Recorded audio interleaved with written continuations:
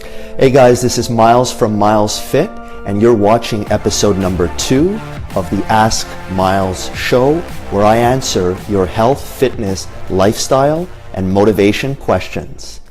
All right, people, it's Monday. It's a fresh new week.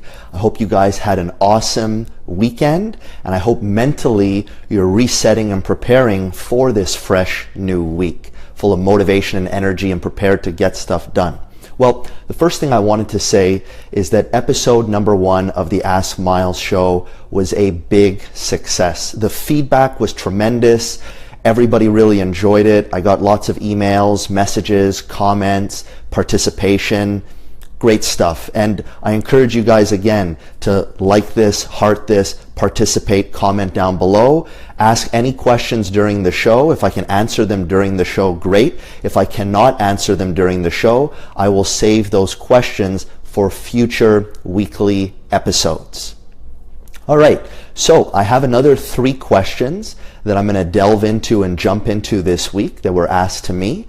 We're going to be talking about fruit. We're going to be talking about coffee, and we're also going to be talking about protein shakes. So these are 3 hot topics, and we have 3 specific questions regarding those. So let me pull up the questions here, and we'll jump right into that good stuff. So let's check this out. All right, so what we have here is our first question. So the first question actually comes from Maria, and she was asking, is it okay to eat fruit for weight loss? Great question, great question. There's a lot of misconceptions surrounding fruit. Unfortunately, carbohydrates right now are the nutrient that have been demonized, and every and all carbohydrate have been put into one category and one classification. And because of that, fruit has gone along for the ride, and people assume that fruit is bad, that you need to avoid fruit, that if you're trying to lose weight, you need to stay away from carbs. And really, it's a common question that I get all the time. So let's first think about things logically. What is a fruit? A fruit is a vehicle of micronutrients, vitamins and minerals, with fiber and water. So let's think about that for a second. Is fruit really something that could be bad for us? Logically speaking, not really. Fruit is excellent. Where fruit can become a problem, just like anything can become a problem, is in excess. Too much of anything is a bad thing. So just because something is healthy doesn't mean you can consume it in mass amounts. Because typically the way we operate, when we determine or discover that something is healthy, we say, oh, this is super healthy, so let me eat lots of it. Well, that's not really the right approach or the right mentality. Really, it comes down to, even for healthy foods, everything in moderation, and variety is key. So going back to fruit for a second, if we think about it logically, fruit is not bad for you, okay? It is something that is good for you, and if you're not getting enough servings of fruit, you should probably include fruit in your nutritional plan. Now, if your goal and objective is weight loss, it is true for a lot of people who've been using and abusing carbohydrates and using and abusing sugar and processed foods and things like that, that reducing total carb load and total sugar load on the body for a temporary, I say temporary period of time, can be great to resensitize insulin receptor sites, to balance your physiology, to balance your hormones, and to put your body back into alignment. That would be a great idea if you're trying to lose weight and you've been using and abusing carbs. So a temporary removal of fruit is not a problem whatsoever. However, it is not something you want to omit. It's not something you want to exclude. Again, fruit is good for you. It's really sad that carbohydrates have become demonized. If you think about it, there really are only 3 macronutrients: carbs, proteins, and fats. And here's kind of the way our society has interpreted all this. Well, fat makes you fat. Protein too much can hurt your liver, can hurt your kidneys. Too much sugar will make you fat. Well, what are you supposed to eat? Air?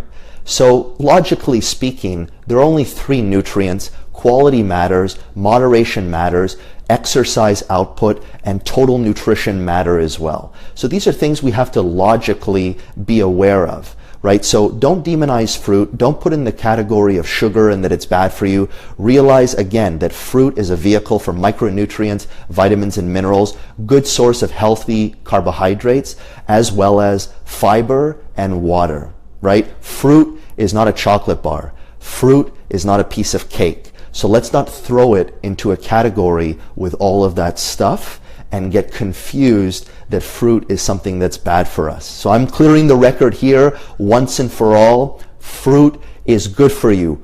Go eat fruit. And on that note, comment down below, what's your favorite fruit?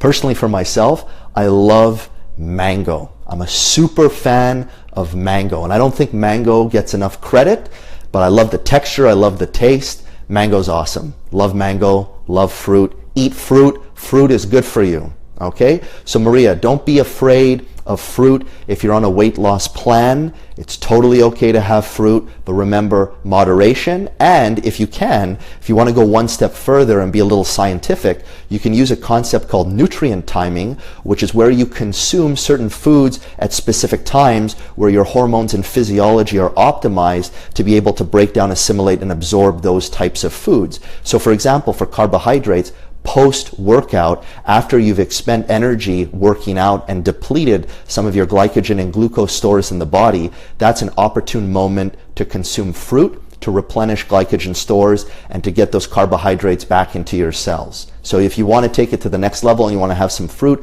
post-workout's awesome. And fruit also is great if you're making smoothies and things like that to add a nice flavor as well. Okay, so go eat fruit. The next question I have here is an interesting one, and it's one that everybody wants to know about. So this particular question is coffee good for you, and is it good for weight loss? And this question was asked by David Colmenero, and it's a great question.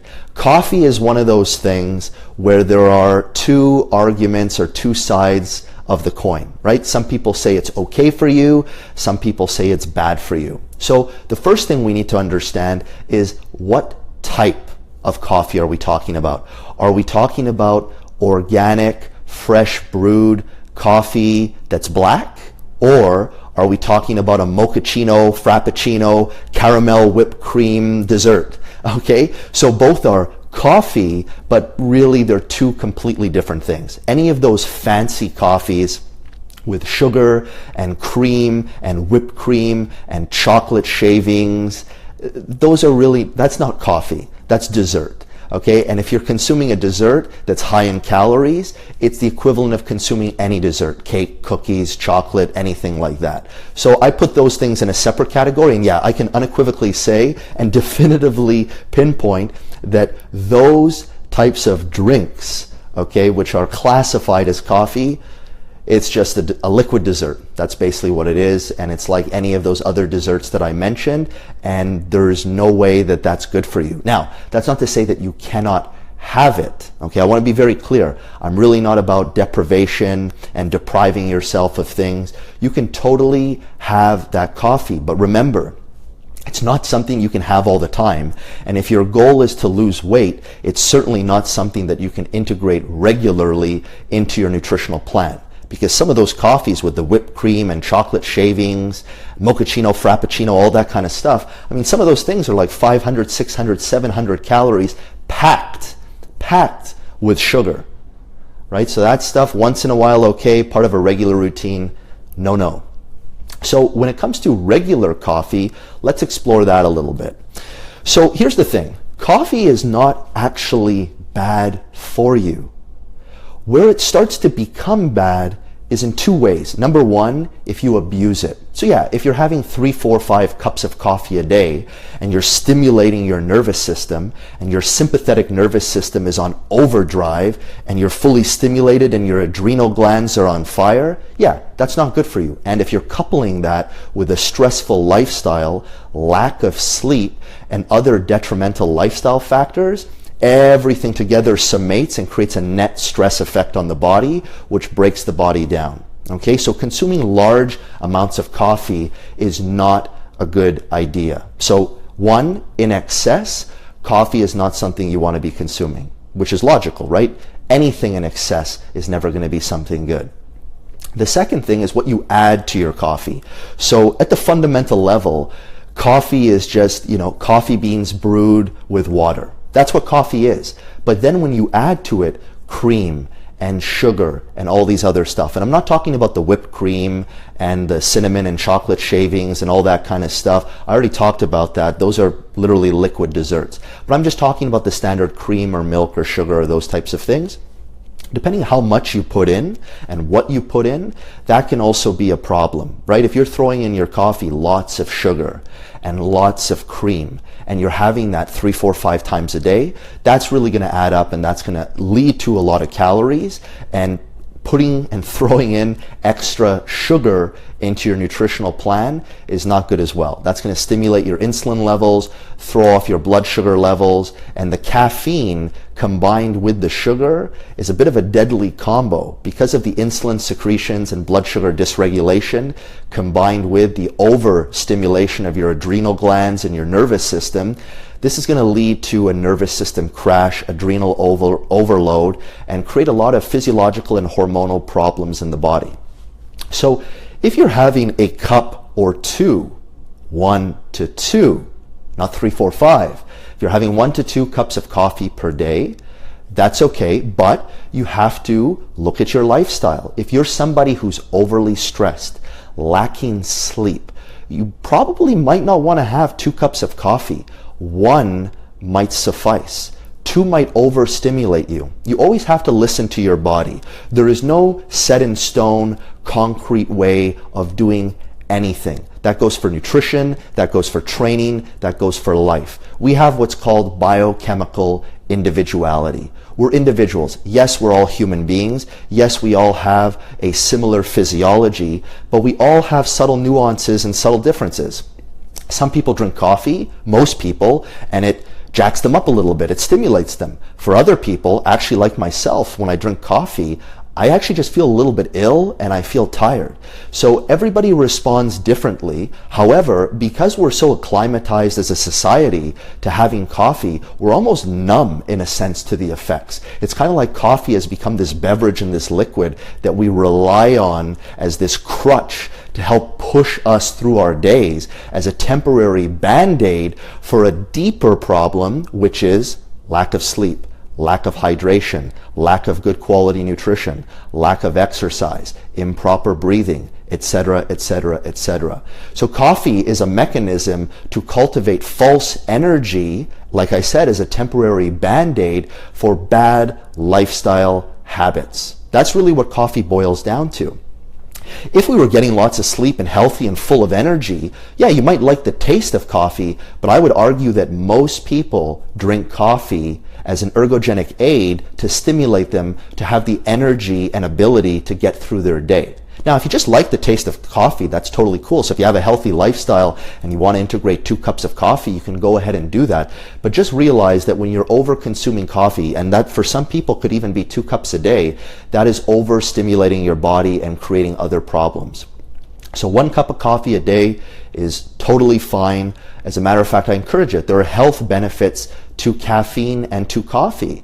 But like I said, throwing in the sugar and the cream and all of these things can transform and change what the coffee is fundamentally with the coffee beans that are brewed with the water. So that kind of goes over dose of coffee, but let me actually talk about some things you can put in your coffee. So a lot of people who want to put sugar in their coffee because they don't like the taste of coffee, I have a hack for you. I have an awesome tip.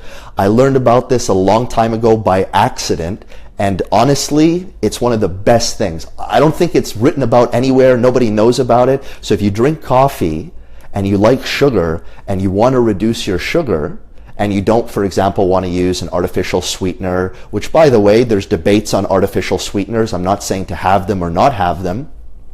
I'm just saying it's up to you in that department. I don't want to necessarily encourage natural sweeteners, but at the same time, I don't want to discourage them, right? It's one of those things where we need a little bit more information about it, and it's one of those things where we'll have to see over time what's good, what's not good, and there's different types. However, on that note, some of the natural sweeteners, like stevia, for example, could be good options if you are looking for that sweetness. But anyways, going back to a little hack for your coffee if you want some sweetness, but you don't want to add sugar. So there's an amino acid called L-glycine. So a lot of people have heard of L-glutamine. Okay, it's not that. It's called L-glycine. Now what's really, really interesting about L-glycine is that in a small dose, it has a natural sweetness to it.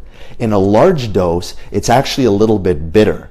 L-glycine is not even expensive. At any health food store, you can probably go and find that and throw it in your coffee. For example, half a teaspoon or a teaspoon. Do your research, see what's good for you, see what works best. You can experiment with that, but you'll see adding the glycine to your coffee actually adds a little bit of sweetness to it without adding sugar. Now, like I said, if you add a lot of glycine to your coffee, it's going to taste a little bit bitter, so you don't want to do that, but just enough, half a teaspoon to a teaspoon of L-glycine in your coffee is great. And here's the cool thing. L-glycine actually down-regulates stress hormones. That's awesome. Most people are so stressed and so hyped up, and their nervous systems are so stimulated that a little bit of L-glycine in their coffee can calm down the nervous system and can even stimulate the parasympathetic nervous system, the part of your nervous system for rest, repair, regeneration. So that's a cool coffee hack that you can actually do. In terms of what you can throw in your coffee, look, a lot of people add milk to their coffee. Milk has been demonized as well. If you have an intolerance to dairy, legitimate allergy to the protein, or you're lactose intolerant, yeah, you probably don't want to consume milk. However, if you're adding a splash of milk to your coffee and you don't have an intolerance or an allergy to milk, okay, we're talking about what, half a tablespoon of milk in your coffee? It's such a minute amount. So if you're out there and you're paranoid about milk and you've heard that milk is bad for you and it's going to get you and it's going to kill you, come on, let's be realistic here. A splash of milk in your coffee is totally fine. At the same time, if you want to gravitate away from milk and you're looking for alternatives, some things that people use, they use unsweetened almond milk. That's a great option as well. They even use soy milk. Soy, once again, is a big debated topic. A lot of people say don't eat soy. A lot of people eat soy. It's one of those things where there's information on both sides of the equation. Okay, but if that's something you like, again, a splash of soy is not going to kill you and destroy you. I mean, come on. We're getting a little ridiculous as a society where small doses of things we're blowing out to astronomical proportions and concluding and believing that it's going to be the destruction of us. If a splash of soy is what's going to bring you down, you have problems, okay? Because the fact of the matter is, if you look at all of the things going on in our life, our relationships, our finances, our career, our sleep cycles, our nutrition, our exercise, these are big pillars. A splash of this or a splash of that, these things are inconsequential, okay? So that's something to be aware of. I think it's really important that we realize food is something with which we have to have a good relationship. The best advice I can give when it comes to nutrition is really not to demonize anything. It's to actually embrace all foods with open arms and welcome them into your life. Because when you do that, you have a positive association to food and nothing is quote unquote bad. Remember, it's all about moderation, choice, and frequency. Those are the key components. Is a hamburger good for you? Are you eating a hamburger every single day? Yeah, it's probably bad for you. If you have a hamburger once a month from a fast food joint, is that bad for you? No, come on. Once in a while is totally fine with anything. Now, back to coffee. So you can also add in your coffee, in addition to the soy milk, if that's something you want to do, or the unsweetened almond milk, for example, or the vanilla almond milk, something that's a little bit lower calories. If you can pick something up that's lower calories, why not go for that option? You can also throw in there a little bit of coconut milk. So that's a great option too. And you can even throw in some coconut oil or a bit of coconut butter. Again, you don't want to throw in too much. just enough to change the consistency and the taste on your palate if that's something that you like. Now, if you like coffee black, all the power to you, then you don't have to add anything to it. So to summarize on coffee, if you're consuming coffee in excess and all the time, in 3-4 cups, and you're consuming it every day, yes, that's going to overstimulate your body, overstimulate your adrenal glands, activate your sympathetic nervous system, make you feel anxious and on edge, disrupt your sleep patterns, and it actually becomes a downward spiral and destructive cycle because the coffee is used artificially to stimulate your body to have energy to go throughout your day. But at some point, you got to pay the piper. It's artificial energy. Your body is creating that to allow you to function, yet there's a maximal threshold. And when your body hits that maximal threshold, that's when you just totally tank, totally burn out. So you want to be careful with that. So a little bit of coffee, 1 to 2 cups a day, leaning more towards 1 cup, totally fine. 2 cups depends on the person. Might be too much for some people who have a lot of stressors in their life, a lot of stuff going on. You really need to try to cultivate more energy if you're lacking energy through good quality nutrition, vitamins, minerals, as well as exercise and breathing. Those are really the tools and resources that will allow you to cultivate that energy to get through your day versus some type of extraneous artificial stimulant. So, like I said, when it comes to coffee for weight loss or just coffee for health reasons, it can be good, it can be bad. Moderation is the key element there. And when it comes to weight loss, yes, caffeine has properties in it that stimulate your metabolism, that promote fat mobilization, and actually help with losing body fat. So a little bit of coffee is great for a weight loss program. But again, you don't want to use it as a tool in excess. So great question. And if you like coffee and you drink coffee, give this video some likes, comment down below. And actually comment down below what type of combination you like for your coffee. Do you normally put in milk? Do you put in milk and sugar? Just cream? Do you put in coconut oil, coconut milk? Do you put in glycine? Probably not. That's the hack we talked about earlier. If you haven't done that, try that out. It's awesome. So the next question, the third and final question I have today on the Ask Miles show, episode numero 2, is, are protein shakes healthy? This is a question I get all the time. I heard protein is bad for you. I heard protein is a steroid. You hear everything and anything when it comes to protein. So here's the first thing. Quality matters. So when we use the word protein powder, what are we talking about? Are we talking about, for example, vegan protein powder made from rice? Are we talking about whey protein powder made from dairy? Are we talking about soy protein powder? And the quality. Is it a cheap product that costs nothing, that might not be properly filtered and prepared? Or are we talking about a high quality premium product that perhaps is organic or of the highest quality? Quality matters. So that's the first thing. I always say when it comes to supplements, not always, but as a general rule, if you buy cheap, discounted products, you get what you pay for.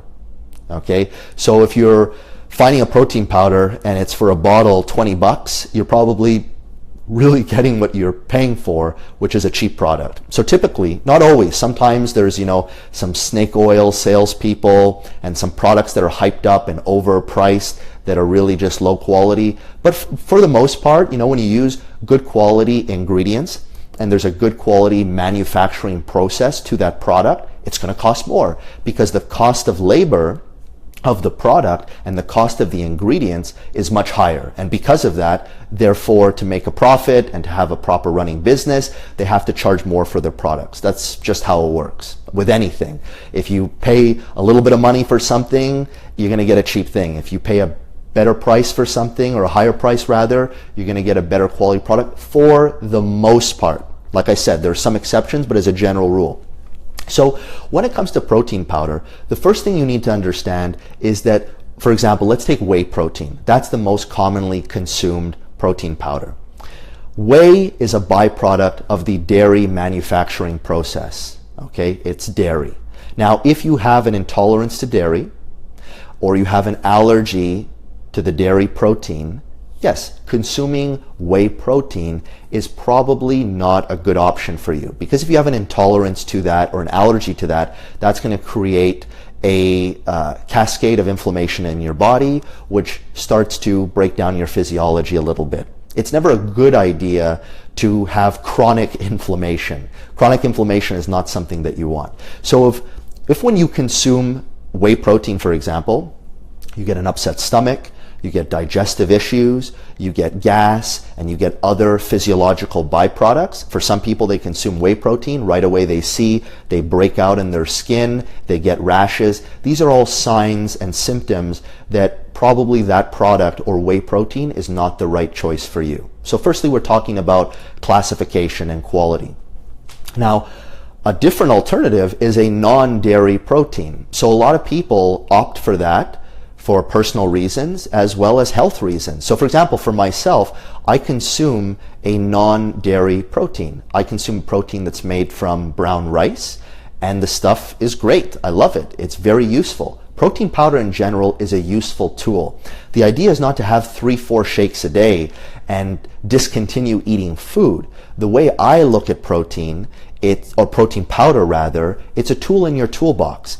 If you need a snack and you're on the go, there it is. You can access it. It's convenient. If you're training and you want some type of liquid nutrition after your workout, great. You can make a protein shake, consume that.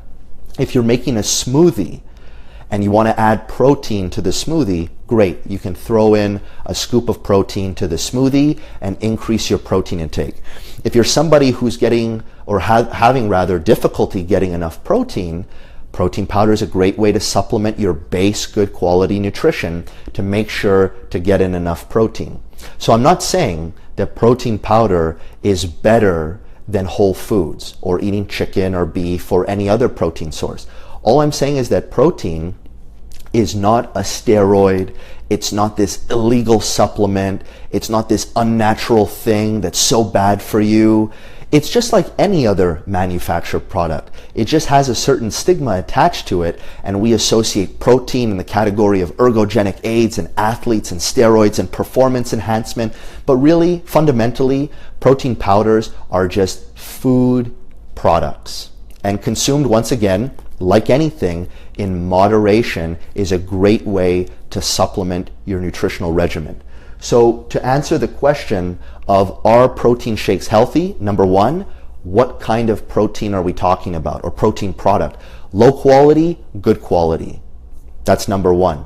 Number two, how much are you consuming? If you're consuming many protein shakes all the time, that's probably not a good idea. Remember, it's still a processed item. It's within the food category, but it's not something you want to have 3, 4, 5 of per day. That's a little excessive.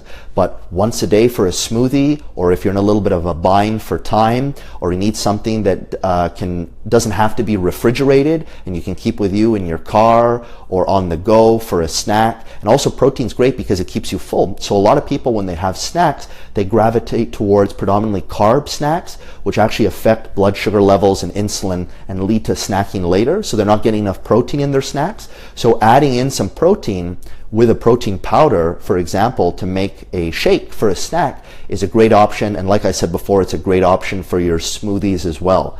If you like protein shakes and you consume protein shakes, give this video some likes, comment down below. If you have a great recipe for a smoothie, share it down below. People would love to be able to see what you're up to and what kind of recipes you have. I think everybody who is following some type of nutritional plan is always looking for new recipes and new ideas. And if you have something in mind, something you like, something you love, go ahead, share that down below so that other people can benefit from the things that you like. They might like it as well. So those are the 3 questions that we explored today. We explored fruit for weight loss. We explored coffee. Is coffee good for you, and could it help with weight loss? And we also took a look at protein shakes. Are they good for you? How you might be able to use them. So at the end of the day, I think one of the main takeaway items here is that there's a lot of conflicting information and misconceptions when it comes to food and lifestyle and nutrition and all that kind of stuff. And the reason is, with the internet and everything that we have access to today, it's information overload. It's just a sea of conflicting and confusing information that totally immobilizes us, and we don't know whether to go this way or to go that way, because someone says here coffee's good for you, then this person says coffee's bad for you. I will always go back to one key component and principle that is number one: context. Who's the person? What's their situation? What's their lifestyle? What's their goal? What's the objective? What's their physiology? How do they respond to things? What's their emotional state? How do they sleep? As you can see, there are a lot of variables, but these are things that you need to consider when looking at the larger picture. We cannot look at life through a straw and isolate a variable and say it's good or bad. No, we can't do that. Intuitively, we know we can't do that. We like to do that. Human beings want clear and concrete answers. That's just how we are. For the most part, human beings are certainty freaks. In other words, what that means, we want to know what's what. Shades of gray, we don't like that, because that's if this, then this, and if this, then that. There's a lot of different roads to maneuver down. So we like black or white, yes or no. And that's why we ask questions like that. Is coffee good for us? Is coffee bad for us? Is this good for us? Is this bad for us? If we ask questions like that, we're never going to get the true answers. We have to understand the context of yourself, of the person you're dealing with, of the situation. When you look at the broad picture of everything, that's when you'll have clarity, because now you're taking that variable and instead of processing it in isolation, you're looking at it on a larger scale and you're able to see more about the situation. That is how I think we should approach everything in life. Context is king. So guys, hope you enjoyed the second episode of the Ask Miles show. Again, this is a weekly video series where I'll be answering your health, fitness, lifestyle, nutrition questions. You can leave any questions down below for future shows. I'll feature you on the show. And that's pretty much it. So guys, it's Monday. Go have an awesome week. Dominate, get stuff done, and I'll see you at the next episode, number 3. Take care, guys.